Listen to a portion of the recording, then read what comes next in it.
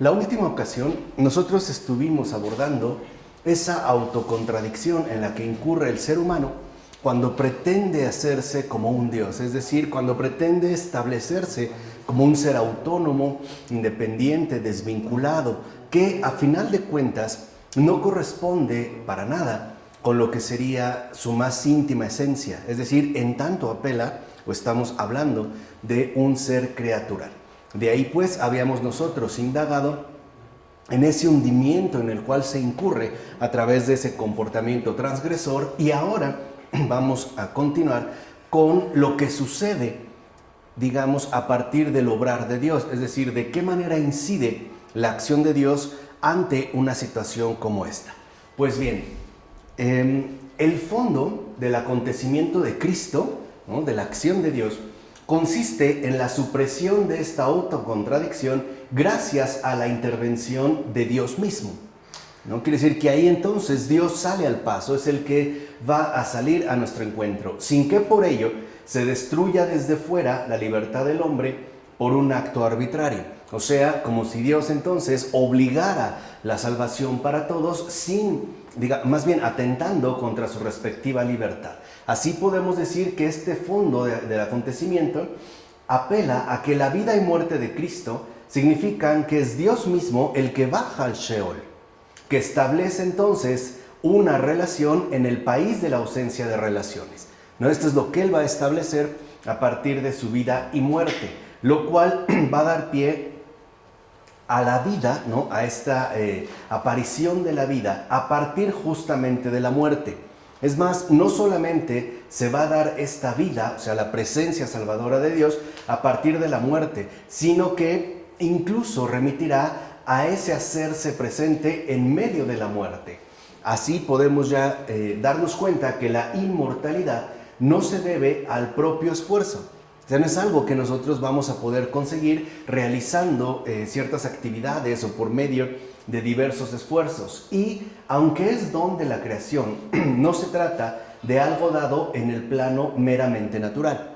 O sea, de hecho, podríamos decir que la inmortalidad consiste en esa especie de abrazo donde lo natural se conjuga con lo sobrenatural. De hecho, y es este abrazo del que mencionamos, la inmortalidad se apoya en una relación de vida, por supuesto, que se nos regala y por lo tanto, y es lo más importante, remite a una práctica receptiva, que en el caso del cristiano apela de hecho a la acción por excelencia, ¿no? Hemos insistido en algunas ocasiones cómo para la modernidad, para digamos el mundo moderno, lo fundamental es el papel activo, ciertamente protagónico, que el ser humano puede alcanzar a partir precisamente de postularse como el ejecutor máximo o el ejecutor por excelencia de todo aquello que en efecto se realiza. O sea, pensamos que si, por ejemplo, hemos alcanzado un cierto grado de fortuna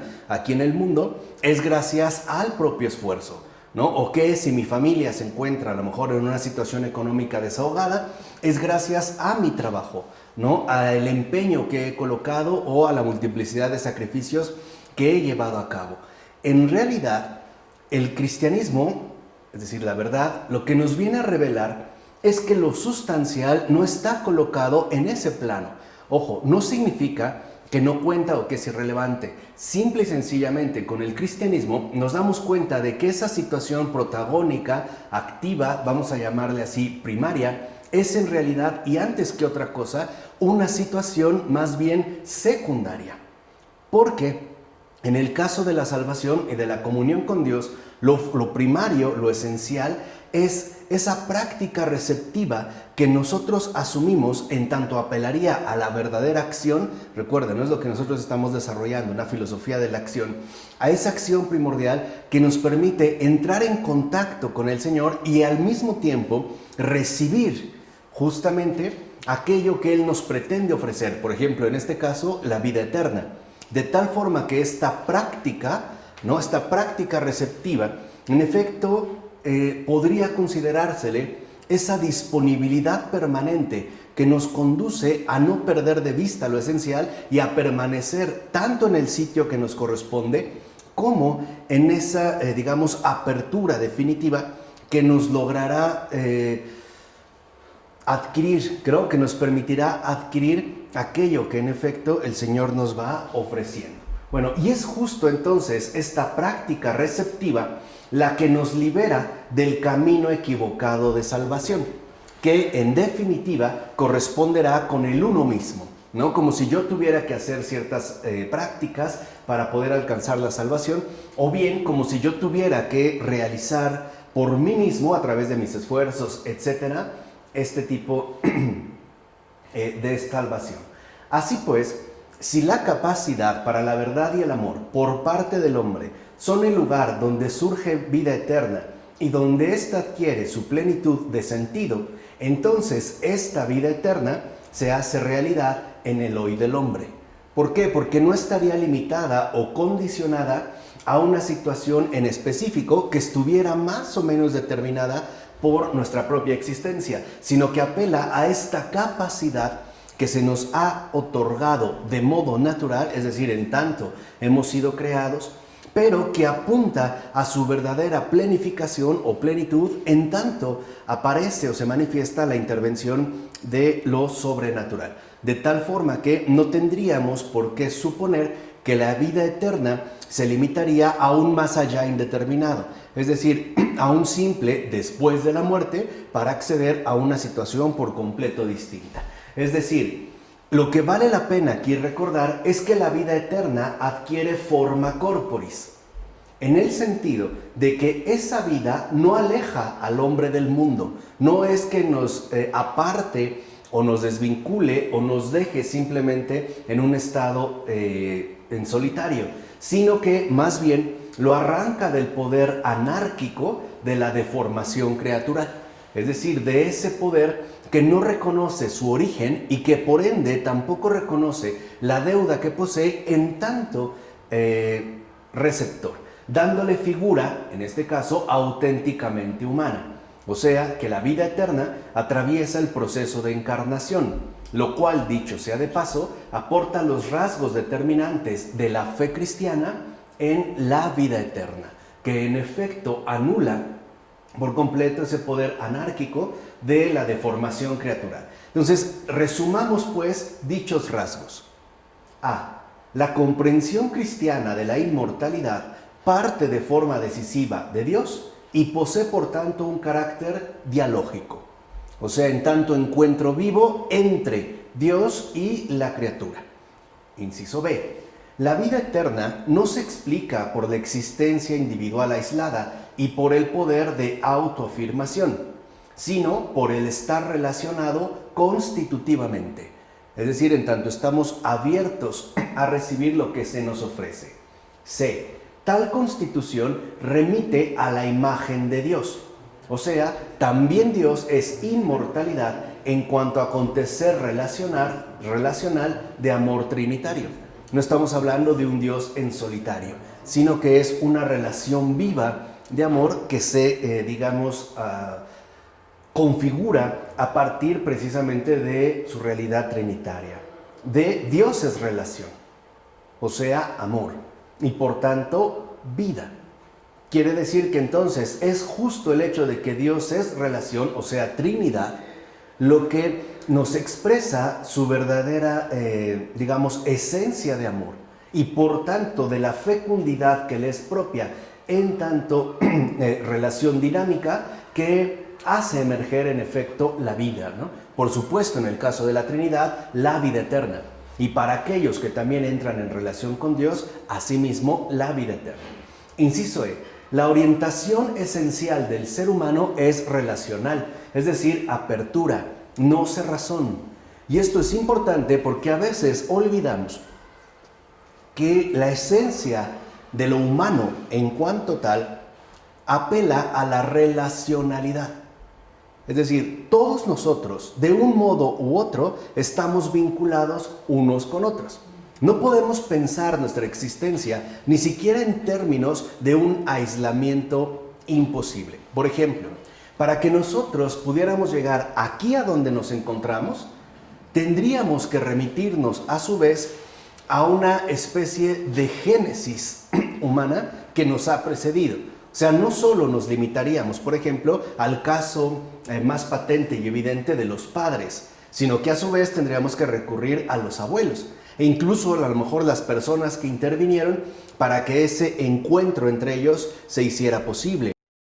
Y así sucesivamente, de tal manera que nosotros en realidad somos una serie de relación inmensa que nos configura de hecho en tantos seres humanos. Es decir, no como algo aislado, sino más bien como alguien relacionado con una multiplicidad de personas que de una u otra manera están en efecto dando forma, ¿no? Más bien conformando nuestra peculiar persona. Inciso F. Lo que se salva, podemos decir, es la criatura hombre, o sea, la totalidad y unidad de la persona que se manifiesta en nuestra existencia corporal, que de hecho para nosotros resulta ser nuestra experiencia primaria y fundamental. Todo lo que nosotros hemos experimentado en este mundo ha sido a través de nuestra existencia corporal.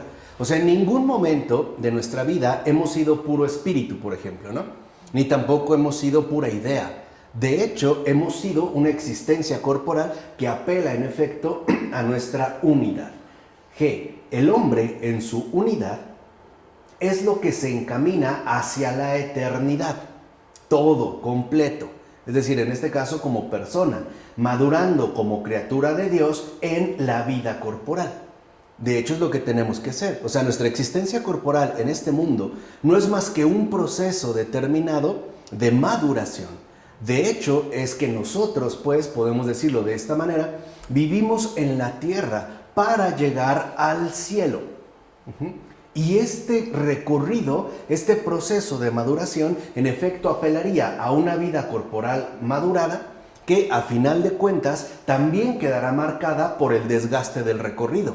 O sea, el hecho de que nosotros envejezcamos, ¿no? O suframos el desgaste corporal, por ejemplo, ya no tenemos quizá la misma vitalidad, ya no duelen las piernas, ya no tenemos la misma cantidad de cabello o tenemos canas, no es otra cosa más que la maduración que nosotros estamos realizando para acceder al cielo. Ahora, esa maduración no es idéntica para todos y cada uno de nosotros. A lo mejor algunos llevarán un recorrido de maduración distinto, donde el desgaste del recorrido, por ejemplo, pueda ser mucho más marcado. Pensemos en el caso de ciertas enfermedades, ¿no? Se nota, hay casos donde vemos como una persona que padece una determinada enfermedad prácticamente se consume. Ahora, podemos decir que el hecho de consumirse no significa una pérdida.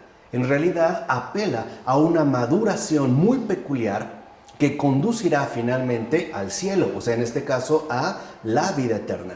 Por eso no podemos separar nuestra existencia corporal precisamente de la eternidad. Inciso H. La relación humana también se incrusta a través de los demás seres humanos. O sea, el recorrido hacia la vida eterna no es un recorrido en solitario. Así como en esencia somos relacionales, también es verdad que nuestra maduración implicará una multiplicidad de personas que nos rodean y con las cuales quedaremos en relación, ¿no? Mantendremos también un contacto y cercanía. De ahí pues que podamos considerar que la vida humana acontece siempre en el nosotros de los hijos de Dios. Nunca lo podemos suponer en términos de aislamiento. J. Y ese nosotros es justo el cuerpo de Cristo. O sea, cuando hablamos del cuerpo de Cristo, estamos hablando de el nosotros de los hijos de Dios. Es decir, la comunión con el Hijo, cuya verdad da al hombre la posibilidad de llamar a Dios su Padre. Y por eso es que en efecto, que cualquier persona, cualquier ser humano, puede llamar a Dios Padre. Porque de hecho lo es. En base a esta comunión que se ha establecido con Cristo y que nos ha llevado a establecer un nosotros, o sea, una familia íntegra que procederían exactamente del mismo Padre.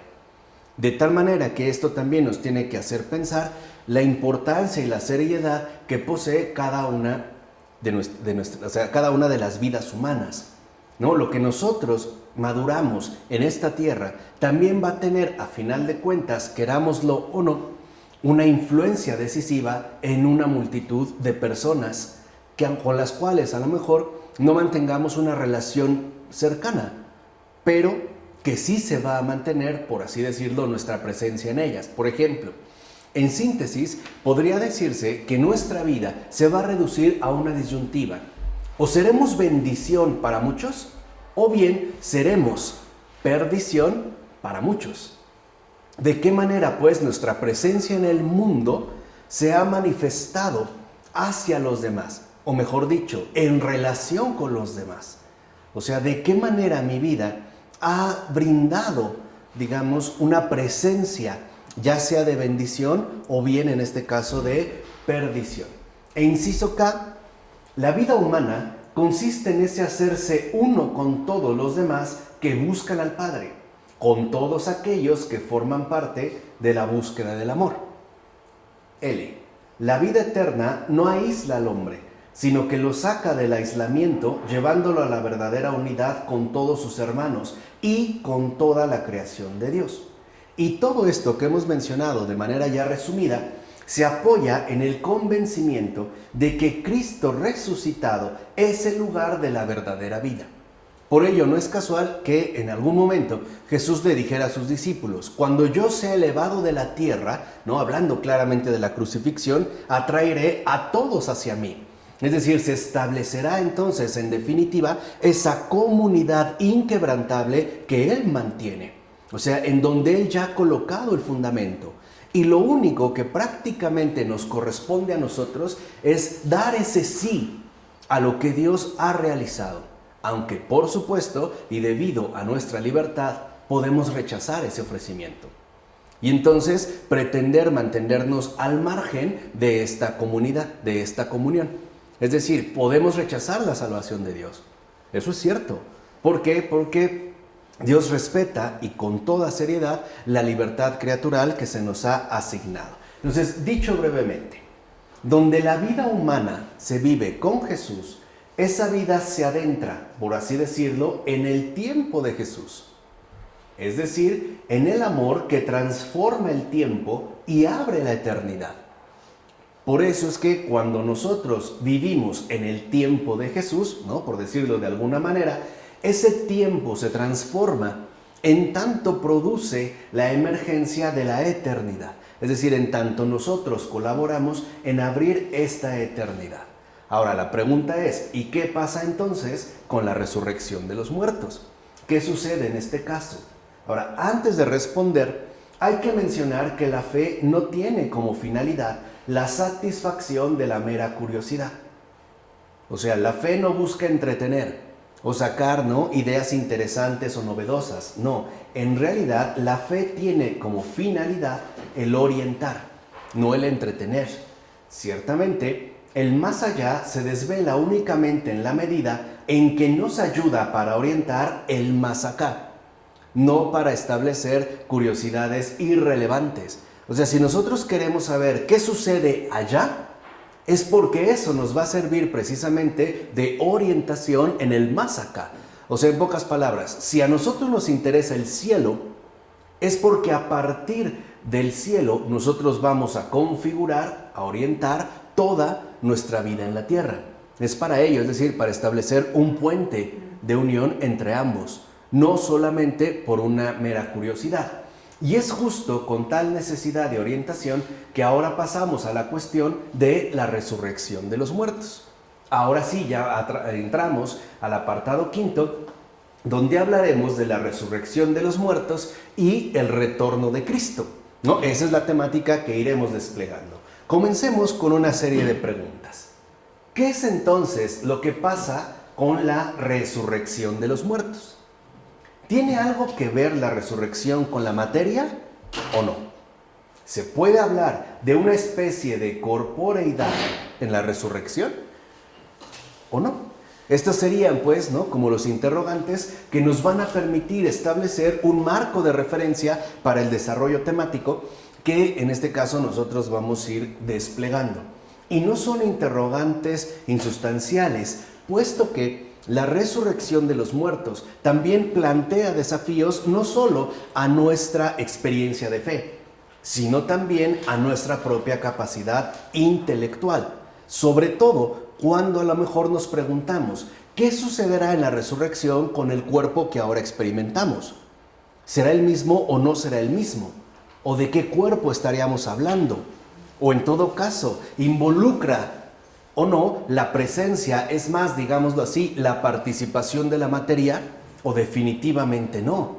O sea, ¿qué papel juega el cuerpo? Tal y como lo hemos vivido, o sea, tal y como se manifiesta en nuestra condición encarnada en el caso, en la cuestión de la resurrección. Por ello vemos como el propio San Pablo, por ejemplo, en la primera carta a los Corintios, capítulo 15, versículo 35, se pregunta, ¿cómo resucitarán los muertos? ¿Con qué cuerpo vendrán? En principio, Pablo se opone decididamente a la idea dominante en el judaísmo, según la cual el cuerpo resucitado es totalmente idéntico con el cuerpo terreno. O sea, una idea dominante en el judaísmo antiguo consistía en sostener que el cuerpo que resucitará será exactamente el mismo que nosotros conocimos en tanto cuerpo terreno. O sea, este cuerpo, así tal y como yo lo viví terrenalmente, es exactamente el mismo cuerpo que yo tendré, pero ya a partir de la resurrección. Por tanto, en efecto, el mundo de la resurrección, de acuerdo con esta idea del judaísmo, no sería otra cosa más que una simple continuación del mundo terreno. ¿No? Sería pues como nada más una especie de continuación. Por eso Pablo va a apelar más bien a la nueva corporeidad del Señor resucitado. Es decir, apelará al propio Cristo para que podamos entender en efecto la cuestión de la resurrección, sobre todo en torno, no lo pierdan de vista, al cuerpo, no en este caso a su materialidad concreta, o sea, su corporeidad. ¿Y qué es lo que afirma Pablo? Que Cristo resucitado es el totalmente otro que escapa al ver y al conocer terreno. Quiere decir que no se trata, no es idéntico al Cristo terrenal, sino que el Cristo resucitado es totalmente otro con respecto a aquel con el que tuvieron un contacto mientras ¿no? tenía una vida terrena, es decir, mientras no ha resucitado. ¿Por qué? Porque ya no está sometido a las leyes ordinarias de la materia. Quiere decir que ya no se trata solamente de un cuerpo físico más entre otros. O sea, Cristo resucitado no es la continuidad del Cristo terrenal o una simple continuidad del Cristo terrenal. Esto, por ejemplo, lo podemos ver en los evangelios cuando se menciona que los discípulos, estando reunidos a puerta cerrada por miedo a los judíos, ¿no? En el momento en el que Cristo ha muerto en la cruz y al tercer día Cristo se les aparece, ¿no? Se les aparece así, de repente. Ahora, el detalle radica en que ellos estaban a puerta cerrada, o sea, la tenían trabada, ¿no? No podían entrar y salir. Cristo se manifiesta.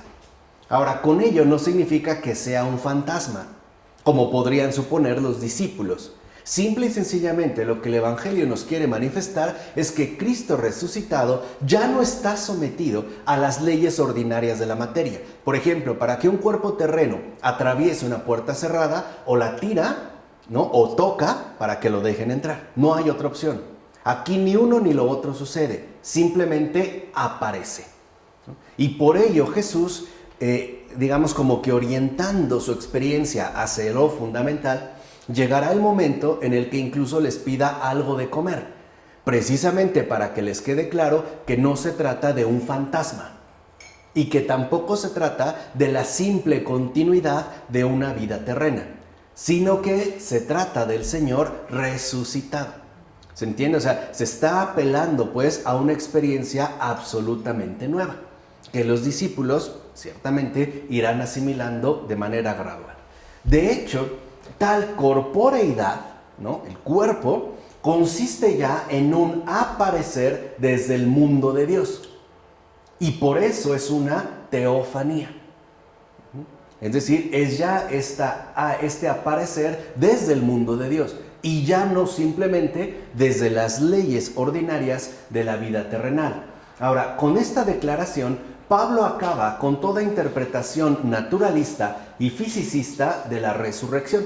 O sea, prácticamente Pablo acaba con la idea dominante del antiguo judaísmo, de que la resurrección no era otra cosa más que una simple continuidad de la vida terrenal.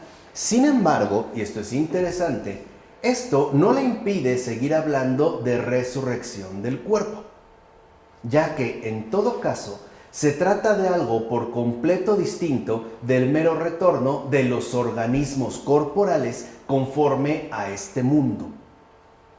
No sería pues una simple repetición de lo que se ha dado conforme a este mundo. Esto significa que el cuerpo, ojo, en la resurrección, no remite ya al modo adamítico de cuerpo animado, sino al modo teofánico de Jesucristo en cuanto corporeidad realizada por el Espíritu Santo. Aquí pues ya estaríamos nosotros, por así decirlo, en otra dimensión. Ya no estamos hablando de un cuerpo meramente animado, ¿no? Es decir, conforme a las leyes de este mundo, sino a un modo teofánico de manifestación, ¿no?, radicada en Jesucristo, en tanto ha sido realizada por el Espíritu Santo. Entonces, así pues, la carne de Cristo es espíritu y el espíritu de Cristo es carne, como lo menciona Juan en el capítulo 6, versículo 63. O sea, que Cristo es teofanía. Su carne ya es espíritu y su espíritu es carne. Y esta obra es obra del Espíritu Santo. Es la nueva corporeidad realizada por el Espíritu Santo para, digamos, la resurrección, ¿no? O en cuanto apela única y exclusivamente a la resurrección. Y es justo esta tensión la que pone al descubierto el especial y nuevo realismo del resucitado por encima de todos los naturalismos y los espiritualismos. Es decir, el resucitado nos deja claro entonces que la resurrección no es una cuestión meramente natural, o sea, una continuidad de lo terrenal, aunque ¿no? Ahora bajo otro aspecto de resurrección, como suponía, por ejemplo, el antiguo judaísmo. Pero tampoco se trata de un simple espiritualismo, donde la carne, en todo caso, brillaría por su ausencia. Que de hecho, si lo vemos, ¿no?, o si lo entendemos un poquito más a fondo, podemos darnos cuenta de que Jesús está en efecto ya desligándose de las versiones dominantes del mundo y que podemos sintetizar en el polo judío y el polo pagano, o el polo no judío, si lo quieren también ver de esta manera. Para el polo judío, pareciera que se trata de un naturalismo, en tanto una simple continuidad de la existencia terrenal. Mientras que, para el lado pagano, pareciera que lo que predominaba es un espiritualismo. Es decir, en tanto pareciera buscarse una especie de existencia librada por completo de cualquier gramo de materia, ¿no? Y que, como lo vimos, por ejemplo, en el caso de las religiones mistéricas y de la gnosis, apelan directamente a la anulación del cuerpo, de tal manera que lo único que se conserve sea el espíritu, es decir, lo inmaterial. Pues bien, Cristo resucitado, en tanto teofanía, lo que expresa es que ni una versión ni la otra son verdad, sino que habría que entenderlo, en efecto, el verdadero acontecimiento que ahí se ha realizado. ¿Y en qué consiste este acontecimiento? Como lo mencionamos, en que la carne de Cristo, que es, entiéndase también, ¿no?, el modelo, la base de toda la futura resurrección, se ha hecho espíritu, se ha hecho una con el espíritu. Y el espíritu de Cristo se ha hecho carne. Y en este caso ya hablamos de teofanía. De ahí que se destaque sobre todo el carácter cristológico de nuestra vida de resurrección, es decir, su real condición de lo totalmente distinto. Porque ahí ya no intervienen ¿no?, las leyes de este mundo, sino que se manifiesta la obra pura y exclusiva del Espíritu Santo, lo cual, dicho sea de paso, aclarará el contenido específico y concreto del realismo cristiano, que por un lado no niega el naturalismo, pero tampoco se hunde en el espiritualismo, sino que busca en efecto conjugarlos a partir de una experiencia concreta en base a la verdad, es decir, tomándolo con todo su carga de realismo. Ahora, se trata de un realismo que fue malinterpretado por la herejía de Valentín, quien afirmó que la resurrección ya ha tenido lugar. Entonces, si lo ven, la herejía consiste en afirmar que la resurrección no es obra del Espíritu Santo, sino que ya ha ocurrido, porque de acuerdo con Valentín, ya hemos entrado al cielo con Cristo. De hecho, en una de sus cartas, Valentín pide al lector que se considere como resucitado, pues la resurrección en la carne es una nueva autocomprensión. Entonces vean, ¿qué quiere decir en este caso Valentín? Que la resurrección no es una obra divina, o sea, no es obra del Espíritu Santo, sino que depende de una capacidad humana, o sea, de un planteamiento intelectualizado, que adquiere el título de autocomprensión. O sea, que nada ha cambiado en realidad. Todo sigue siendo igual que siempre en términos intelectuales, porque de ninguna manera se percibe ahí ya de una manera nítida el obrar de Dios mismo, en este caso del Espíritu Santo. Por eso San Justino dirá en clara oposición a esta postura lo siguiente: ahora es la vida la que toma como herencia lo mortal. O sea que lo que sostiene en este caso Justino es que este ahora apela a ese acontecimiento definitivo de Dios, donde la vida misma ha tomado como herencia lo mortal y por ende lo ha transfigurado, de tal forma que se trataría de algo por completo nuevo, ¿no? Sería pues la resurrección esa novedad absolutamente radical. Es decir, que hay que tener en cuenta la totalidad de la obra de Dios. En efecto, es la línea que sigue San Justino. O sea, la tarea salvadora de Jesús en fidelidad también al cuerpo, porque es tierra creada por Dios. Sabemos que Dios, al crear el hombre, ¿no?, lo sabemos desde el Génesis, tomó tierra, humus. Ahora, esta tierra no estaba ahí. Asimismo fue creada por Dios. Pero además de tomar esa tierra que Él mismo ha creado, ¿no?, la moldea como un gran, por así decirlo, escultor, y le insufla el espíritu. Ahora, si lo ven, en la creación, la materia, el cuerpo, la tierra y el espíritu, el aliento de Dios, están completamente no separados, pero sí diferenciados. Se toma tierra y se le insufla. O sea, la carne en la creación no se ha hecho espíritu, ni el espíritu se ha hecho ¿qué? Carne. No obstante, ya están dados como ingredientes para la resurrección. Esa es la gran diferencia entre la creación y la resurrección.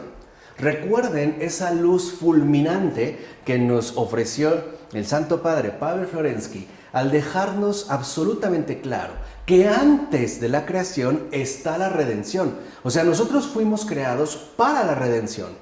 Y justo como la redención, ¿no?, la resurrección involucra que la carne es espíritu y el espíritu es carne, que es la obra del Espíritu Santo, es que en la creación se nos ofrecen esos dos elementos, que de hecho terminan siendo tres, porque no solo está la tierra y el espíritu, que se conjugan, sino la existencia dada de esta realidad dual. O sea, en pocas palabras, como lo dijimos con Santo Tomás de Aquino, una persona es ante todo una imposibilidad metafísica.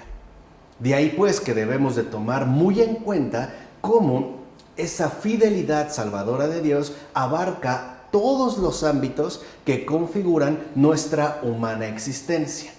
Y es por eso que podemos decir que es en base a esta fidelidad, ¿no?, que para nada se puede quedar reducida a una autocomprensión, o sea, un planteamiento intelectualizado sin realismo, ya que la postura de Valentín conduce en último término a la espiritualización de la fe cristiana. O sea, si esto, digamos, se desmaterializa, pues entonces queda claro que el cuerpo, por ejemplo, ya no tiene que jugar ningún papel, ni está llamado a intervenir realmente con la resurrección. De ahí que se tuvo que plantear la siguiente pregunta: ¿y qué es eso de cuerpo resucitado? ¿Qué es realmente esto de cuerpo resucitado?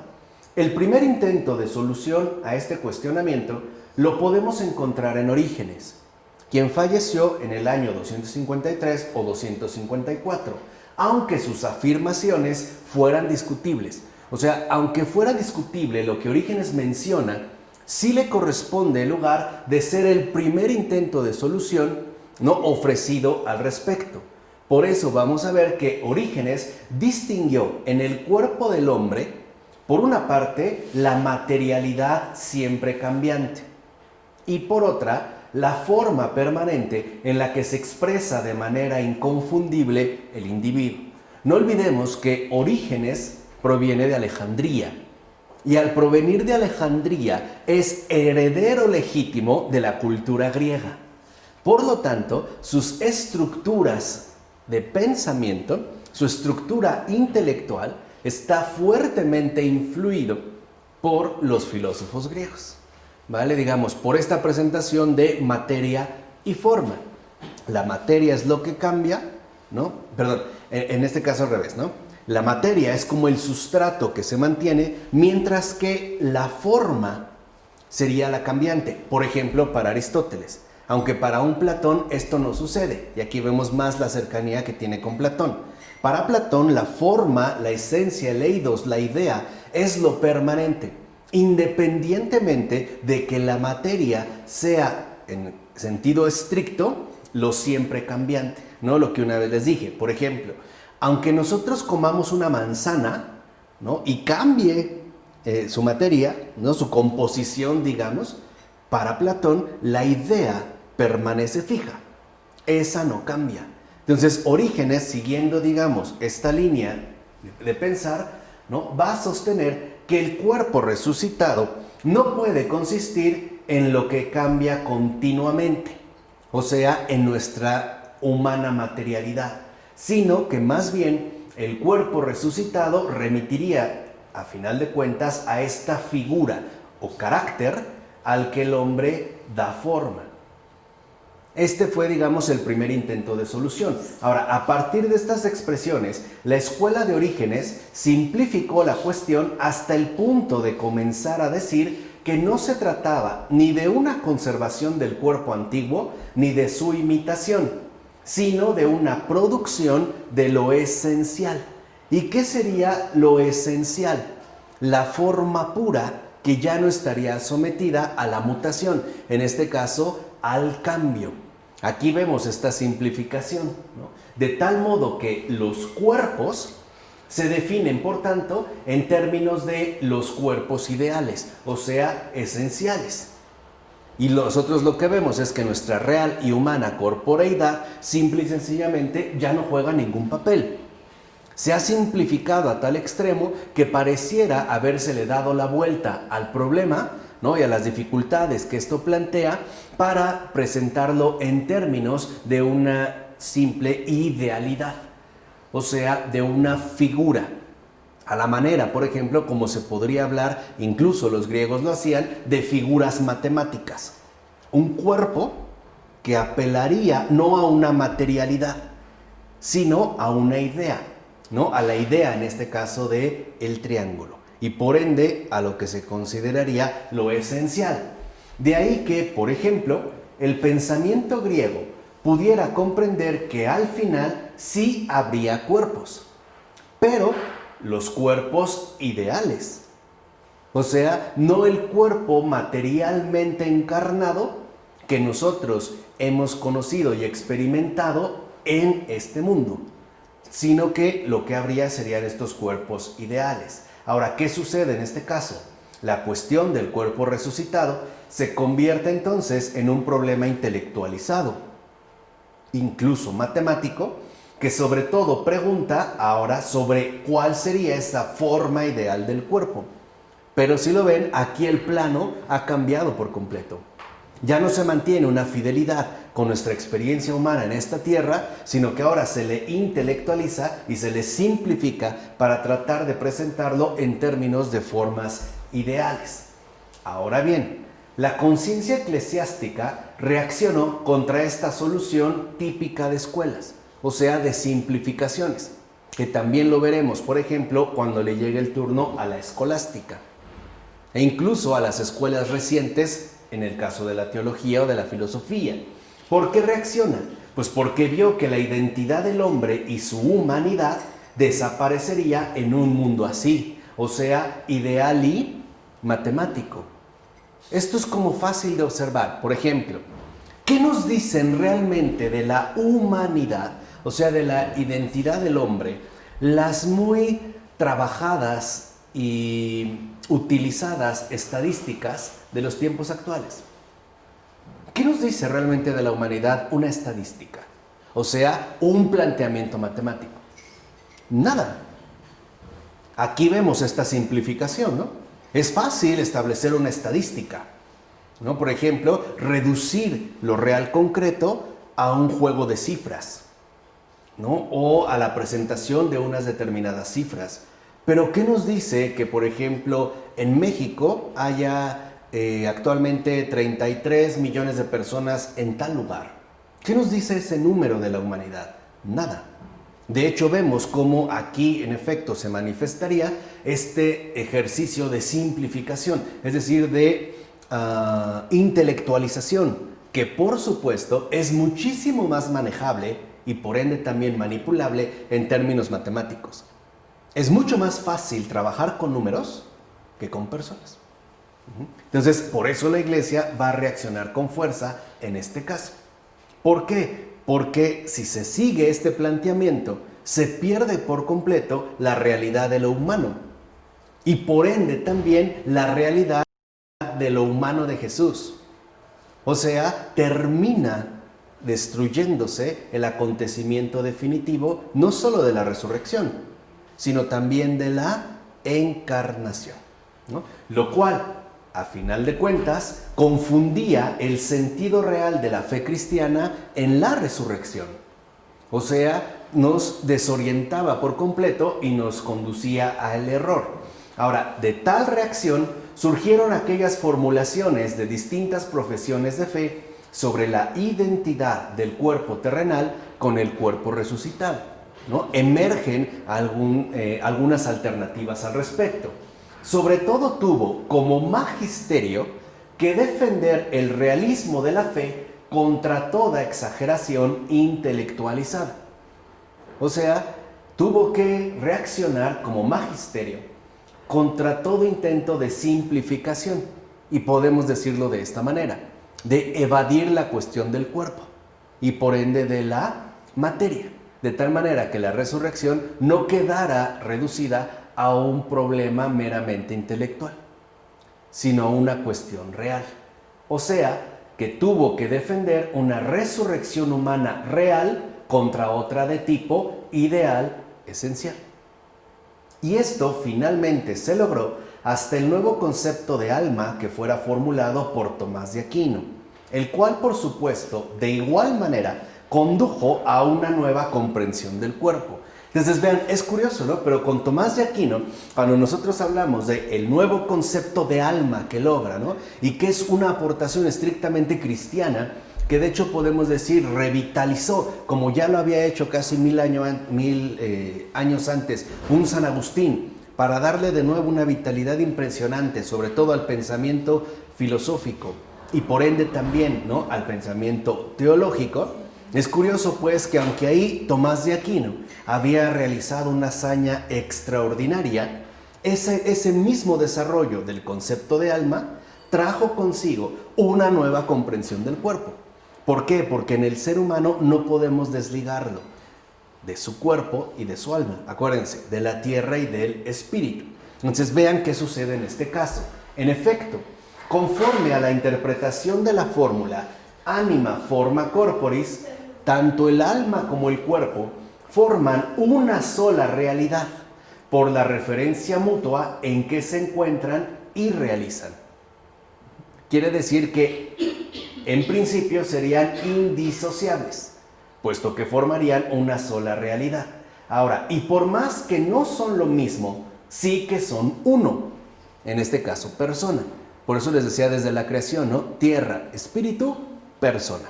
Y en cuanto uno, forman al hombre como unidad. Esto es lo que se extraía del planteamiento tomista. Así pues, tal unidad humana es una biunidad de naturaleza totalmente especial, o sea, una imposibilidad metafísica, ¿no? Que yo no me detengo ahí porque ya la habíamos mencionado.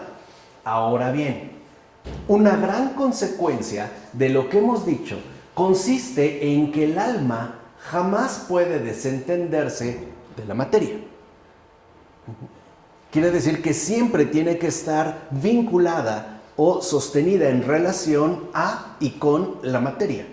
Y por cierto, en este sentido, se da aquí una comprensión antropológica de la cual la resurrección es postulado, es decir, cimiento de la misma condición esencial del ser humano. O sea, tendríamos que respetar la integridad propia del ser humano, esto sí, pero al mismo tiempo, esto significa también que los elementos materiales, o sea, constitutivos del organismo corporal humano, adquieren su cualidad de cuerpo únicamente gracias a que son organizados y determinados por la fuerza expresiva del alma. Quiere decir que esta nueva comprensión del cuerpo hace posible, en efecto, distinguir entre organismo corporal, un mero organismo corporal, y la corporeidad. En tanto, apelarían tanto a esta organización como al hecho de estar determinados por la fuerza expresiva del alma. Por ende, cuerpo, en cuanto tal cuerpo, es lo que el alma configura como su expresión corporal. Entonces, dentro de este planteamiento, se podría decir, ¿qué es el cuerpo? Pues la expresión corporal del alma. Anima forma corporis, ¿no? Y precisamente porque la corporeidad es algo tan indisoluble de la condición humana, es por lo que la identidad de la corporeidad no depende de la materia, sino del alma, ¿no? Hacia allá se coloca el acento. O sea, el alma, en tanto hace referencia a esa fuerza expresiva que posee por ser justamente, cuerpo animado. Ahora bien, esto es justo lo que se había formulado. Pero en Tomás de Aquino, por ejemplo, estos planteamientos se explican a partir de la idea aristotélica de la materia prima y de la consecuente importancia que adquiere la forma. En efecto, según este modo de ver aristotélico, una materia que no se halle bajo el influjo determinante de una forma es materia prima, o sea, pura posibilidad. En tanto, la posibilidad apela a algo informe, ¿no? Piensen, por ejemplo, cuando alguien hace un plan, ¿no? O vemos posibilidades. La posibilidad apelaría o haría referencia a aquello que no se ha llegado a concretar, aquello que no ha adquirido una forma definida. Por eso, para el planteamiento aristotélico, era muy importante la mutua vinculación que se da entre forma y materia, puesto que lo que nosotros conocemos como materia, en este caso, por ejemplo, mi mano, es ya una materia, pero que posee una forma.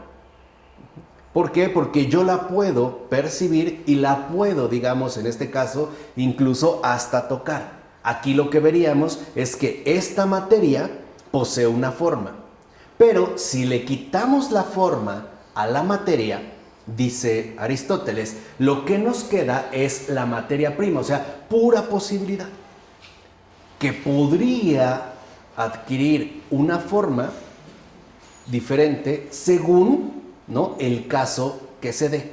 O sea, está pensando que hay una realidad metafísica, la materia prima, algo informe, que cuando adquiere por influjo de la forma, ¿no? Digamos ya su constitución definitiva, entonces nosotros podremos hablar ya de una materia con forma. Vamos, de las cosas, pues, ¿no? Una cosa, cualquier cosa, es materia con forma. Si le quitáramos la forma a todas estas cosas, lo que nos queda es materia prima. Pura posibilidad, algo por completo informe. De hecho, siguiendo este mismo planteamiento, solo gracias a la actuación de la forma es que la materia prima se convierte en materia en sentido físico, en cosa, en ente, ¿no? Esto lo plantea Aristóteles en su Metafísica. O sea, que materia en sentido físico, una cosa, cualquier cosa, sería la actualización de la forma. Es decir, la actuación que la forma ha llevado a cabo con respecto a la materia prima. De modo que, fíjense y no se me pierdan, si el alma es la única forma del cuerpo, al desaparecer la relación con la forma, cosa que por supuesto ocurre con la muerte, entonces llega el hundimiento en la pura posibilidad. Cosa que no ocurre temporalmente, sino ontológicamente.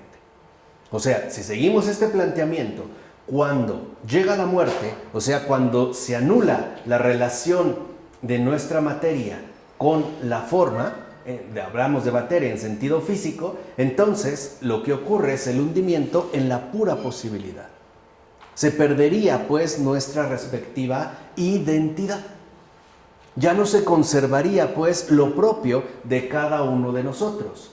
Por tanto, enseguida aparece una nueva forma en lugar de la anterior, de modo que pueda seguir existiendo la materia física, pero de otro modo completamente distinto a aquello que informaba el alma. O sea, que entre el cuerpo vivo y el cadáver está el foso ontológico de la materia prima. Entonces, ¿qué pasaría con la resurrección de los muertos? Quedaría prácticamente en una completa suspensión. ¿Por qué? Porque entre el cuerpo vivo y el cadáver lo que hay realmente es materia prima. O sea, nosotros dijimos pura posibilidad, ¿no? Eso es lo único que quedaría, pura posibilidad. Así pues, la doctrina tomista, ¿no?, llevada a sus últimas consecuencias, no puede probar identidad, es decir, continuidad alguna entre el cuerpo antes y después de la muerte. Entonces, si lo ven, si bien es cierto que el gran Tomás logró precisamente, ¿no?, aportar un concepto extraordinario con respecto al alma, el nuevo concepto del alma, tomándonos en serio dicho concepto y llevando la postura tomista hasta sus últimas consecuencias, vemos que termina, ¿no?, se le termina yendo de las manos el cuerpo, porque no se logra mantener una línea precisa de continuidad, es decir, de identidad, entre el cuerpo vivo y el cadáver, puesto que al haber perdido su forma, no es otra cosa más que pura posibilidad, o sea, en este caso, materia prima. Ahora, a esto se debió, dicho sea de paso, la fuerte oposición e incluso las condenaciones eclesiásticas que sufrió la antropología de Tomás de Aquino. No su teología, pero sí su antropología. ¿Por qué? Porque terminaba, ¿no?, disolviendo al hombre en una materia prima, la cual hablaba, como hemos visto, de anima única forma corporis. Entonces, incluso vemos cómo Tomás de Aquino sí sufrió una fuerte oposición e incluso condenaciones eclesiásticas en su doctrina antropológica, no así en su teológica. ¿Y por qué? Porque la razón es esta. Tal concepción antropológica conduce a la negación filosófica de la identidad, o sea, de la continuidad del cadáver de Jesús con el resucitado, y tenían razón. O sea, si nosotros adoptáramos, ¿no?, el planteamiento antropológico de Tomás, a final de cuentas no lograríamos mantener la continuidad, la identidad de Jesús muerto en la cruz con el que aparece en tanto resucitado. Se perdería por completo, porque entonces Jesús, al morir, al haber perdido su forma que lo constituía, ¿no?, como materia física, se hunde en la materia prima y después aparecería con una forma absolutamente nueva. O sea, el Cristo que murió y el que resucitó no es el mismo, pues. Ahora, a ello se debió que Tomás se asustara, de las consecuencias filosóficas de sus respectivas tesis antropológicas y buscar entonces replantearlas con añadiduras en lo referente a la cuestión de la resurrección. Claro, o sea, como una tesis netamente antropológica parecía aportar enormes beneficios, y es verdad. E incluso parecía, ¿no?, alumbrar esos terrenos que no habían sido explorados con la debida pertinencia. Lo alcanzó. Pero cuando esta propuesta antropológica se aplica al caso de la resurrección, por la simple y sencilla razón de que Jesús también es verdadero hombre, ahí ya no se mantiene. Por eso, en efecto, Tomás, ¿no?, se asusta de las consecuencias filosóficas de lo que él ha planteado y va a buscar replantearlas, pero ahora teniendo en cuenta a la resurrección. Pero estos intentos que realizó Tomás no fueron del todo satisfactorios. De ahí que no podamos considerar la restauración global de un tomismo consecuente, como se intentó, por ejemplo, a mediados del pasado siglo XX por vía de Jacques Maritain y todos los que se consideraron neotomistas, o sea, tratando, ¿no?, de restablecer a Tomás como la vía única y exclusiva para acceder a la verdadera cuestión central del cristianismo. O sea, no podemos, en este caso, ¿no?, aceptar un tomismo consecuente como la vía fundamental de solución.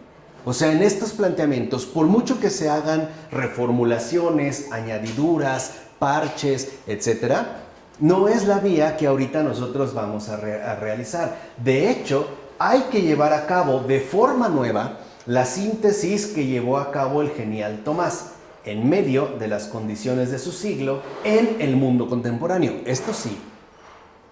O sea, a lo que tendríamos pues que nosotros apelar no es tanto a los contenidos específicos que aporta Tomás, en particular en lo referente a la cuestión antropológica, pero sí a llevar a cabo esa gran síntesis que hoy se requiere en el mundo contemporáneo.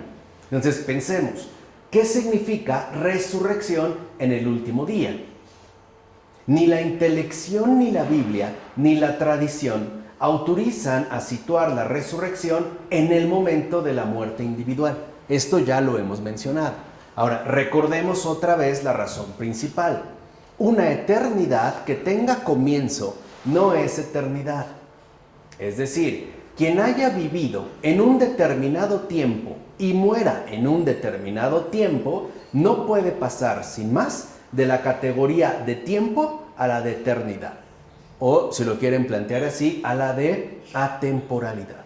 Sino que tendríamos que considerar una línea de continuidad, ¿no? Tiene pues que conservarse la identidad de lo que ocurre antes con respecto a lo que viene después. ¿Vamos? ¿Sí? Ok. De ahí, entonces, que haya que preguntarse de qué modo le es propio el tiempo al hombre en cuanto a hombre.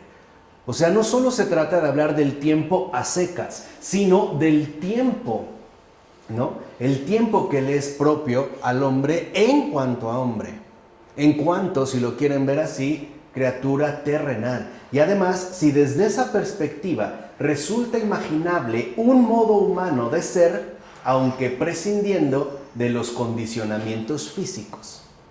O sea, tendríamos que preguntarnos de qué modo le es propio al tiempo, ¿no?, al ser humano, sin que ello nos imposibilite la continuidad con respecto a la resurrección. O sea, de qué modo en el ser humano se vinculan tiempo y eternidad, ¿vale? En eso es en lo que estamos. Ahora, ciertamente, si abordamos esta cuestión a mayor profundidad, podremos ver que temporalidad se da en el hombre a distintos niveles y también se da de distintas maneras. O sea, no crean, y es curioso, que esta, digamos, temporalidad diversificada sería algo estrictamente nuevo a partir de los planteamientos que realizara Albert Einstein y su teoría de la relatividad general. Estos tiempos relativos dependiendo la posición que ocupa un sujeto con respecto a un determinado suceso. No es algo nuevo, esto es algo que ya se sabía. El hecho de que, vuelvo a insistir, la temporalidad, ¿no?, que se da en el hombre, en tanto hombre, el tiempo del ser humano en cuanto ser humano se da a distintos niveles y también se da de distintas maneras. No es una temporalidad única, ¿vale? Tiene niveles y tiene modos. Y la mejor y mayor ayuda que podemos tener para esta profundización la podemos encontrar en el libro 10 de las Confesiones de San Agustín. Por eso yo no me he cansado de repetir que hoy en día San Agustín nos puede ayudar mucho para solventar los múltiples desafíos que están esperando una respuesta. Y incluso en muchos casos una adecuada formulación. Aunque no se llegue a una solución, por lo menos una adecuada formulación. De ahí pues que no podemos continuar, ¿no?, con la tesis presentada por Tomás, pero sí podemos apoyarnos en San Agustín. Ahí, si uno lee el libro 10 de las Confesiones, que de hecho ha sido, ¿no?, como un libro, un capítulo al que se le ha prestado muchísima atención, incluso por grandes filósofos, podemos entender de qué manera se da esto de la temporalidad en el ser humano en tanto humano. O sea, cuál es el modo humano de esta temporalidad, que, como dijimos, ¿no?, se da en diversos niveles y también se presenta de distintas maneras, ¿vale? Entonces, ahora nos vamos a apoyar en Agustín y vean lo que uno obtiene. Ahí, este libro 10 de las Confesiones, Agustín repasa minuciosamente los niveles de su propio ser hasta llegar a la memoria. No me pierdan de vista esta palabrita, memoria.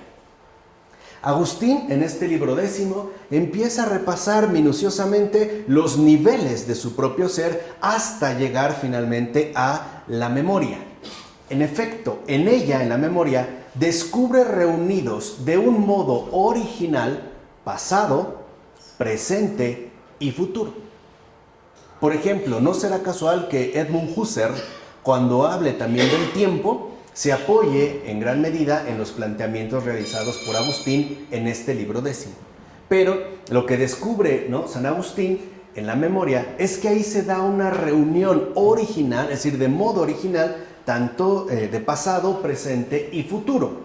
Y es justo tal reunión lo que haría posible, por una parte, hacerse una idea de lo que podría ser la eternidad de Dios, esta conjunción de tiempos.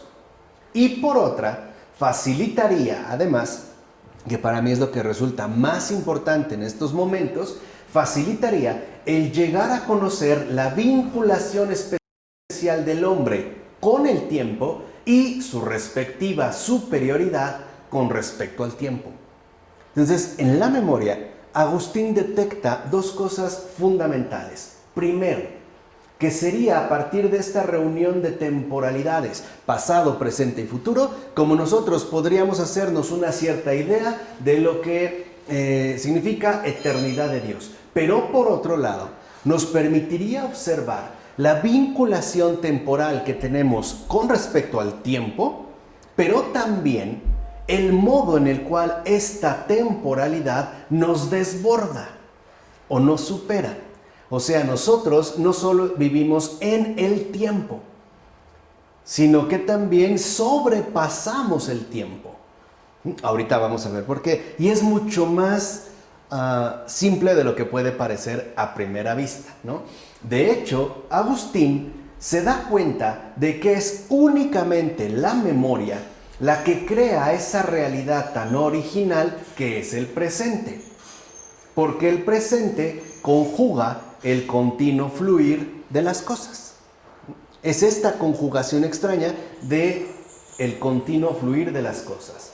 Así pues, ¿no? De acuerdo con Agustín, el presente conjuga lo que nosotros llamamos hoy. ¿Vale? El hoy está conjugado de un modo novedoso por lo que llamamos presente. Pero, dice Agustín, en la memoria está presente igualmente el pasado, sin que haya que negar que esta actualidad del pasado sea distinta de la actualidad de lo que consideramos presente. O sea que se mantiene una línea de continuidad. Es decir, el pasado está presente en el hoy en condición de pasado.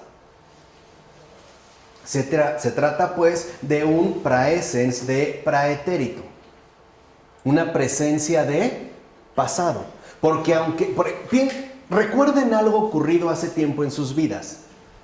Ese recuerdo, ese ejercicio de memoria, hace presente al pasado, pero ese pasado no es de hoy. ¿O sí? No.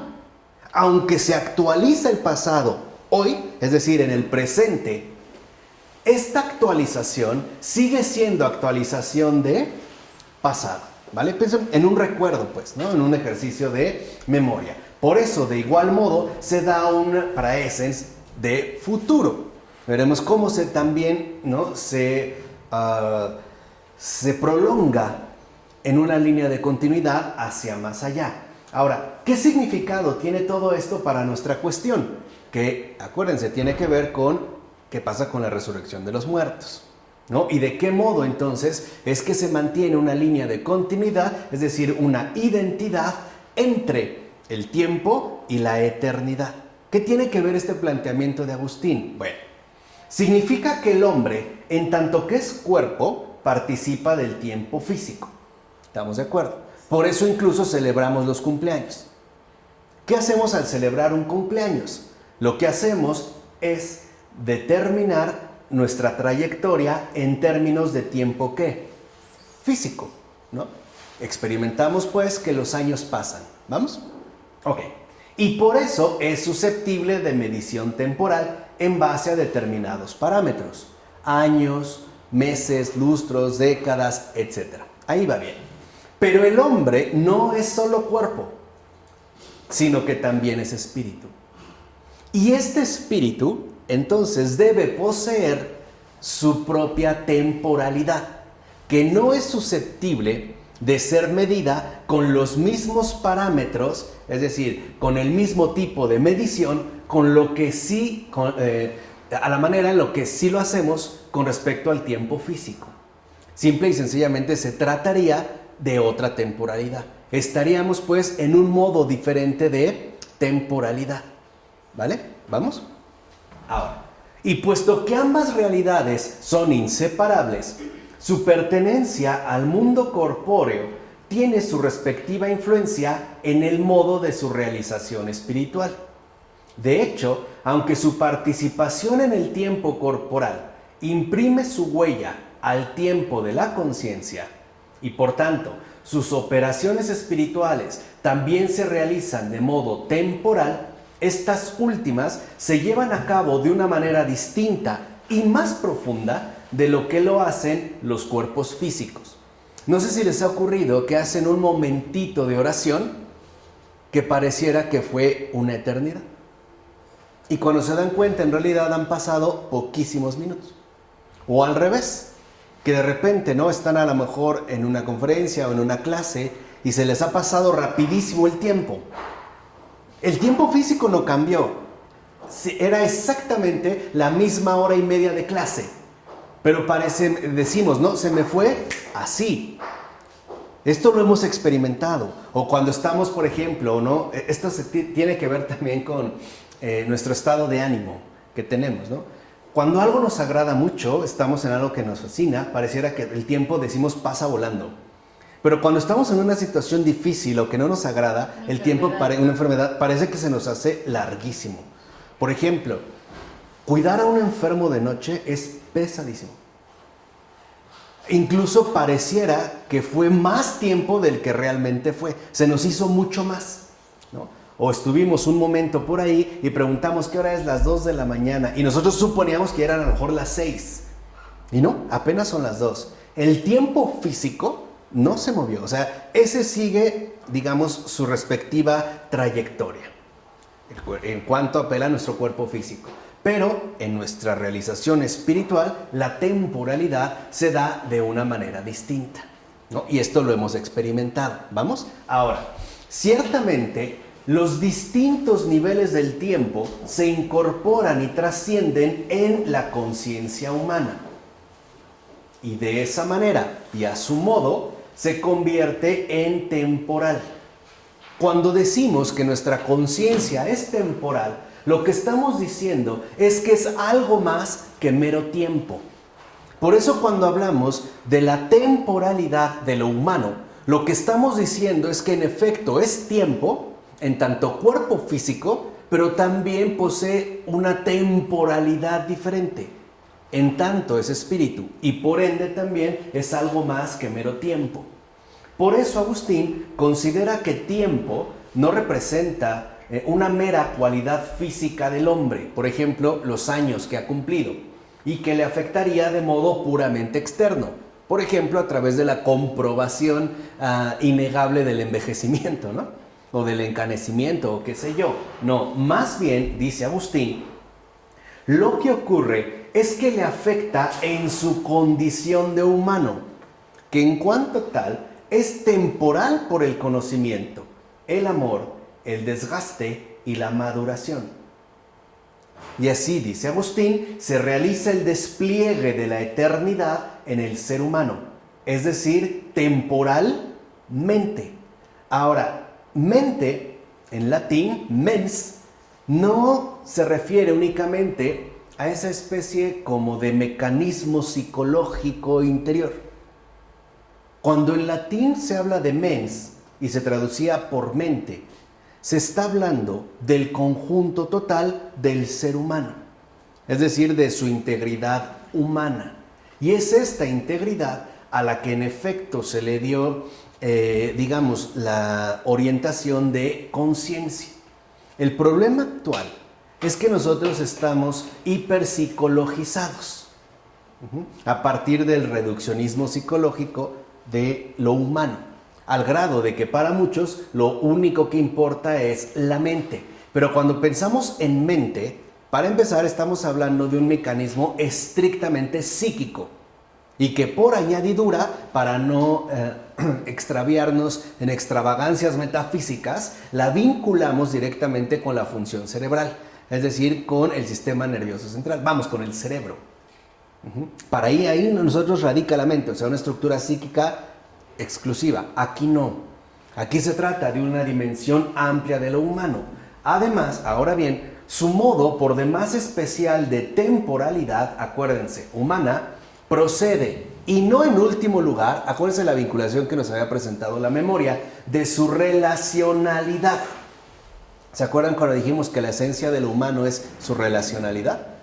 Su ser relacional, es decir, del hecho de que únicamente se hace él mismo en virtud de ser con otros y en orden a otros. De tal manera que entonces nuestra temporalidad no solo es estrictamente limitada al tiempo, sino a nuestra propia esencia humana. Ahora, de fondo, tal relacionalidad significa lo siguiente: el embarcarse del hombre en el amor completamente y entonces madurar para la eternidad, o bien su negativa a amar y a la vinculación al otro. Y se trataría de la negación de la propia temporalidad que abarca el antes y el después.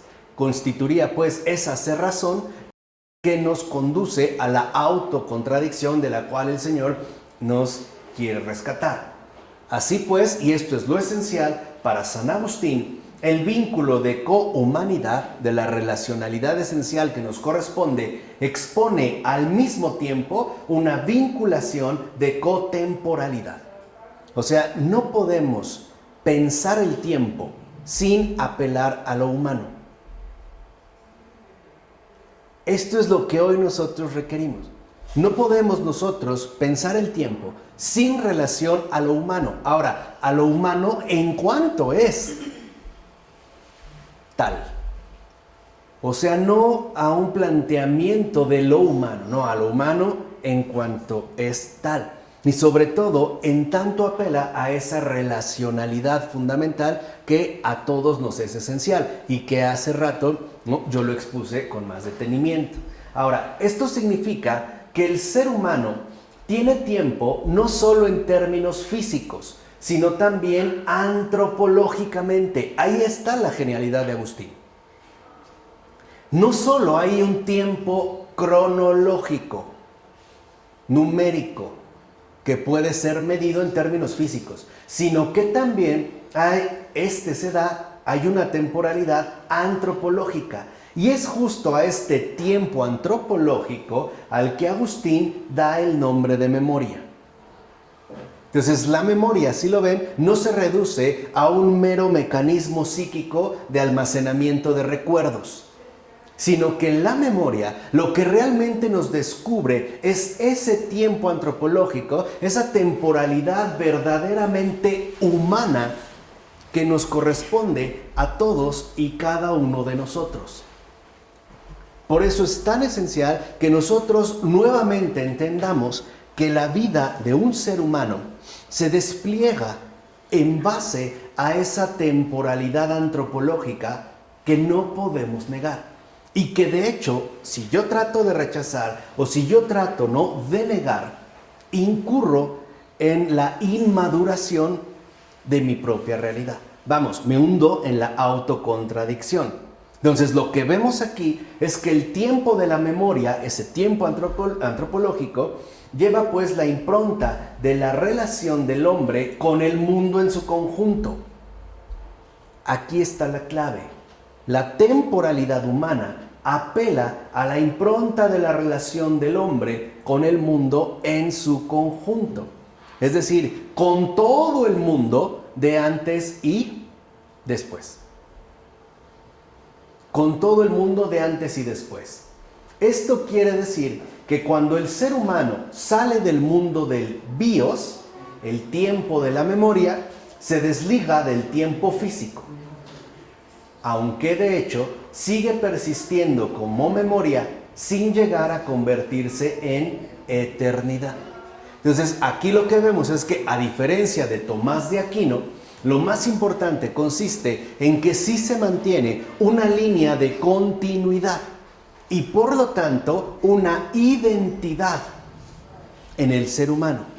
No se presenta, este foso informe de la materia prima hacia la cual parece conducirnos el planteamiento antropológico de Tomás de Aquino, que hace rato mencionamos, sino que en realidad Agustín se percata de que el ser humano, en tanto memoria, no queda condicionado al tiempo físico, sino que este se va a conservar sin perderse, o sea, va a mantener su vinculación en tanto su temporalidad antropológica, es decir, en tanto su memoria. Ahora, de ahí proviene justamente la razón más profunda de que sea algo definitivo lo que se hizo en esta vida.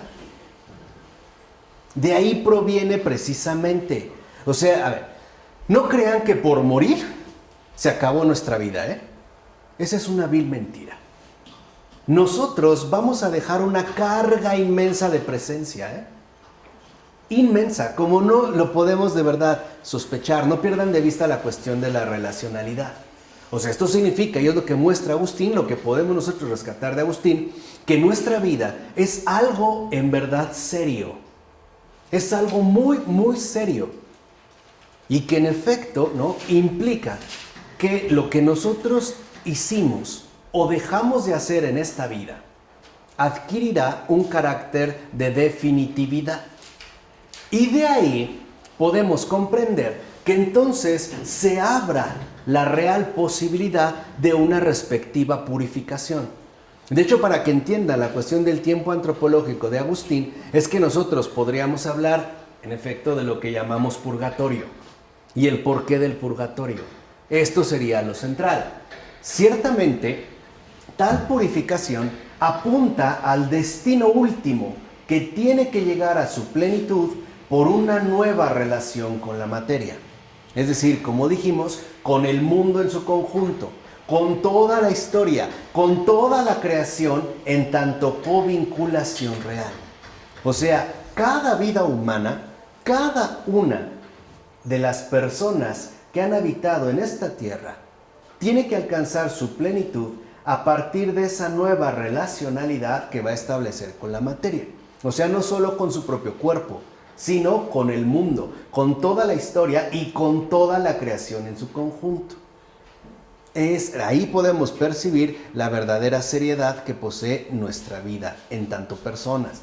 De hecho, este es el único modo de entender la resurrección como nueva posibilidad del hombre sin tener que rechazar su respectiva identidad, realidad.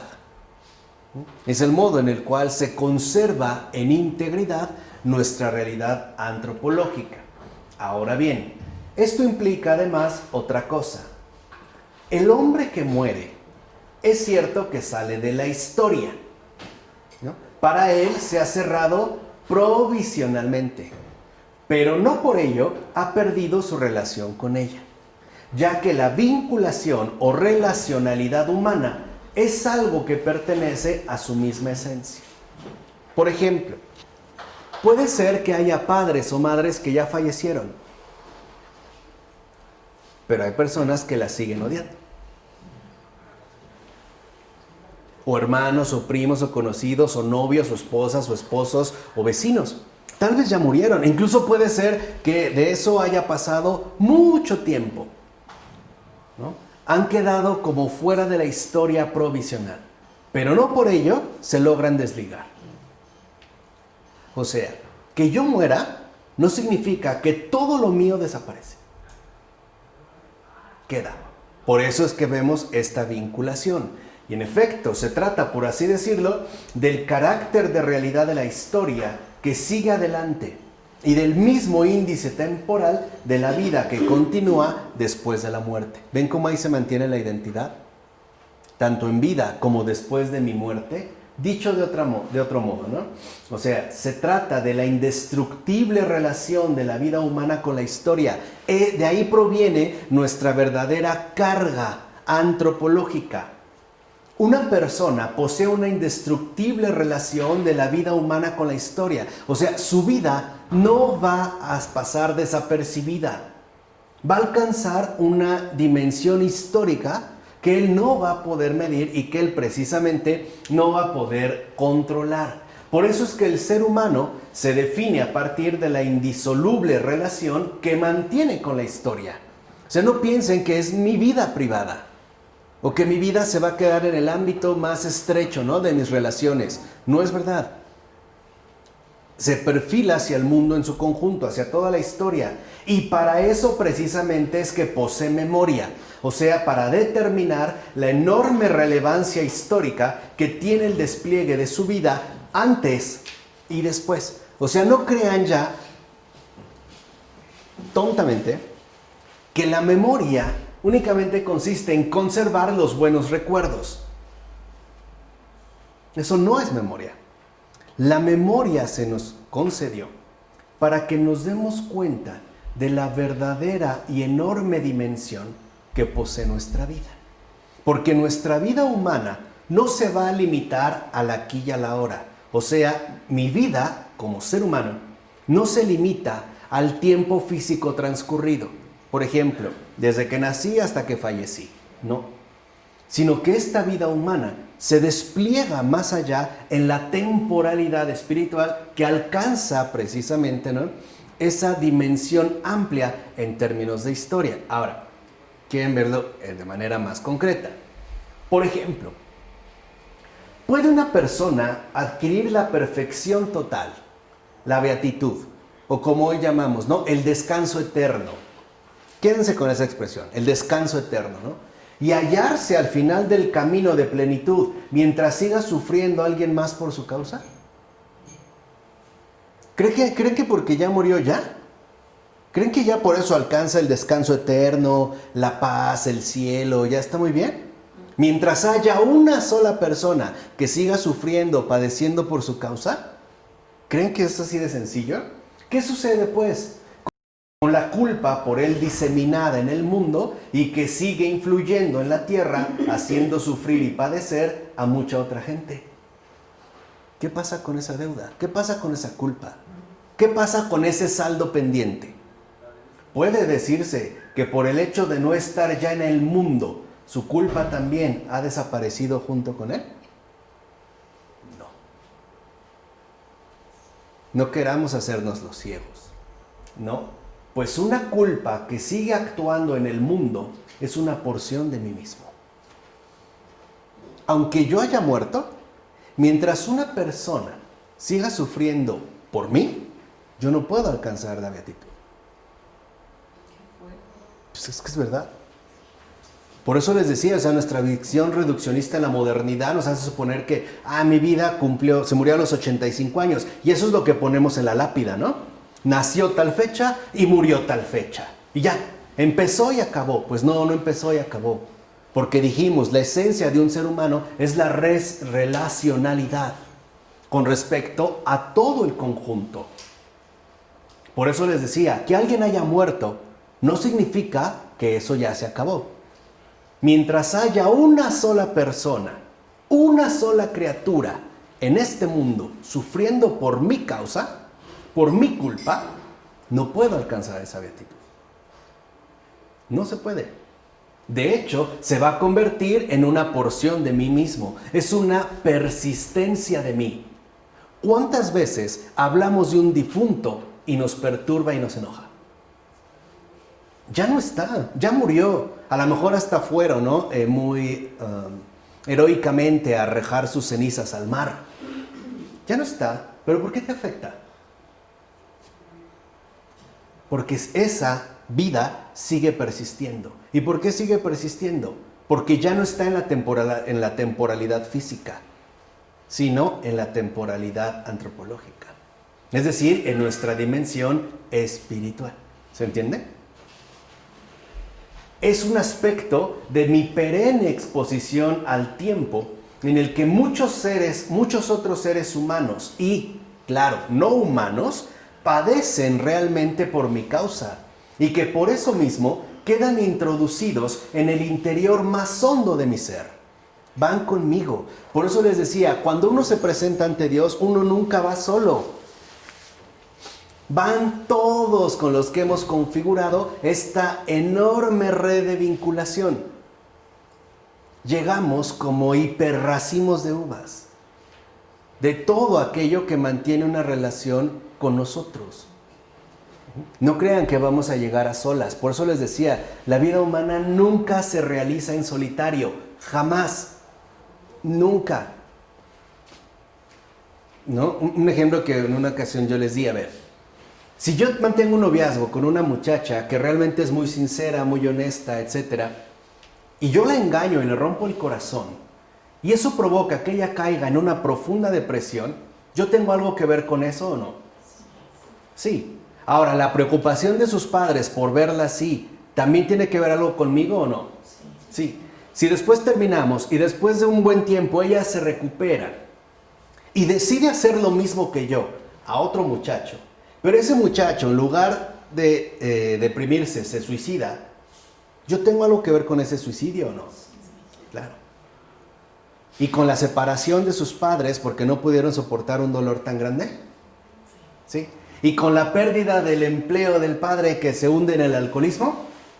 ¿Sí? Con todos ellos, digo yo, se vuelven una porción de miseria. Por eso les decía, no se pueden tomar la vida a la ligera. Haber nacido no es una ligereza. No tienen idea, de verdad, yo una vez se los dije. Tendremos que dar cuenta de lo que hicimos y presentándonos, ¿no? En miles de personas a las cuales a lo mejor jamás vimos directamente. pero que llevan mi huella. Imagínate, para descubrir un crimen, lo que se busca son las huellas dactilares, ¿no? ¿Cuántas huellas no hemos dejado en este mundo mientras hemos existido? ¿Y en quiénes? Bueno, cuando muramos, todo eso quedará al descubierto. Todo. Todo, hasta lo más mínimo. Por eso el Señor nos dijo, ¿no? Que no pasará desapercibida ni siquiera una sola palabra dicha. Porque el Señor se está tomando muy en serio lo que somos, porque Él nos ha creado. Una sola palabra. O sea, aquí es para que vean realmente el peso que esto posee, ¿no? Aquí, por ejemplo, habría que entender el contexto íntimo de los dogmas de la preservación inmaculada de María y de su asunción corporal al cielo. Ella ha llegado plenamente al hogar celeste porque no hay culpa alguna que haya salido de ella y que por tanto haga sufrir a otros y siga actuando a través del padecimiento ajeno, que de hecho es justo el aguijón de la muerte en el mundo. ¿Qué es la iniquidad? ¿No es el sufrir inocentes por culpables? ¿No a veces decimos, ¿y yo qué culpa? ¿Qué culpa tengo yo de que mi padre haya abandonado a mi madre y que por eso mi madre se desquite conmigo? Porque aparte dice que soy igualito a mi padre. ¿Qué culpa tengo yo? Si yo ni lo conocí, ¿qué culpa tengo? Ahí vemos ese padecimiento ajeno que es el aguijón de la muerte en el mundo. Es decir, nuestra existencia posee no solo una temporalidad física, sino que posee un tiempo antropológico, un despliegue inmenso que nos permite reconocer la verdadera seriedad que posee nuestra vida, ¿no? Ahora bien, lo que impide el acceso definitivo a la celebración gozosa, por ejemplo, de María, no es solamente la culpa que se deja tras de sí, sino también el amor no alcanzado que tiene que vencer la culpa. Dicho de otra manera, vean, entiendan, si la culpa es una atadura al tiempo, o sea, al mundo y a la historia, la única libertad es justo el amor que se manifiesta como apertura a la eternidad. Por eso, por ejemplo, si un filósofo se atreve a escribir un libro y se convierte en un clásico, pero ese clásico sigue propagando error, sigue persistiendo en su culpa, porque sigue perjudicando a muchos ¿qué? Muchos seres. A muchos seres. Durante mucho tiempo. Es más, puede ser que durante siglos o milenios.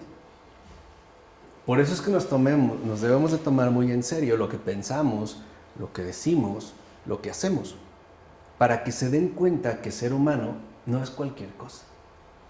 Acuérdense, fuimos creados a imagen y semejanza. Quiere decir que la implicación que tenemos es inmensa. No solo nos vamos a desenvolver en el tiempo, lo vamos a sobrepasar. Y para eso se nos da memoria. No solo para acordarnos de lo pasado, sino para no perder de vista a todos los que aún están por venir y que tendrán que ver conmigo aunque yo ya no esté. O sea, nos coloca en otra dimensión. ¿De acuerdo? Ahora, y la esencia de dicha apertura consiste en el para, es decir, en ese no ir contra los otros, ni en negarse a los demás mientras compartimos el tiempo en orden a la eternidad. ¿Cómo podría, por ejemplo, ser feliz totalmente y sin limitaciones una madre mientras siga sufriendo uno solo de sus hijos? ¿A poco sí? A ver, es lo que una vez les había dicho, ¿no? Un comentario. Imagínense que vamos a una excursión. Y en la excursión llevamos a nuestros hijos. Supongamos que tenemos 6 hijos. Pero al subir una pendiente escarpada, uno se cayó y se descalabró. ¿Podemos seguir como si nada con el picnic? No, pues falta un hombre, no pasa nada, seguimos. No se puede, algo se interrumpe, ¿no?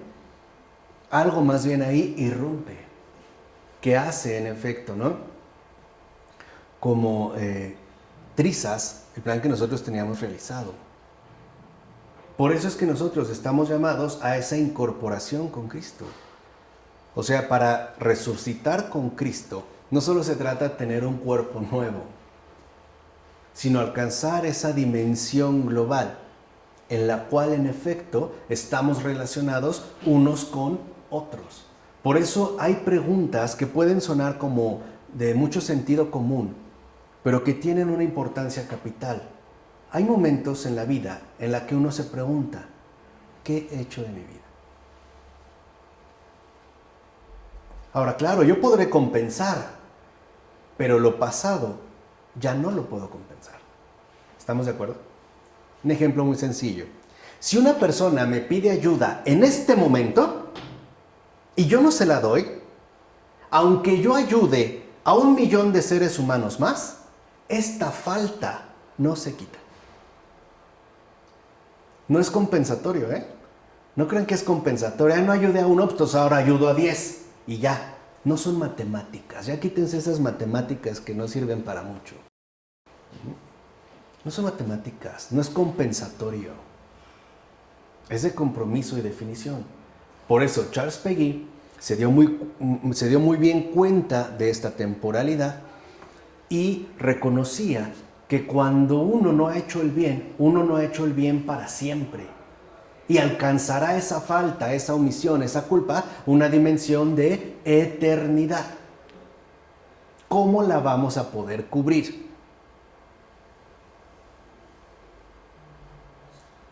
No se puede. Porque ese pasado está perdido para siempre, para mí. Ya es prácticamente ¿qué? Inalcanzable. Por eso la única manera en la que lo puedo alcanzar es a través del amor omniabarcante de Dios. O sea, a través de Cristo y con Cristo. No por mí. E incluso a través de ese amor que ha llegado hasta la entraña misma del abismo. Es decir, al mismo descenso a los infiernos. Hasta allá. No creamos pues que somos individuales, seres autónomos. Somos seres humanos, con todo precisamente lo que ello implica. ¿De acuerdo? Vamos a dejar hasta aquí. En nombre del Padre, del Hijo y del Espíritu Santo. Amén.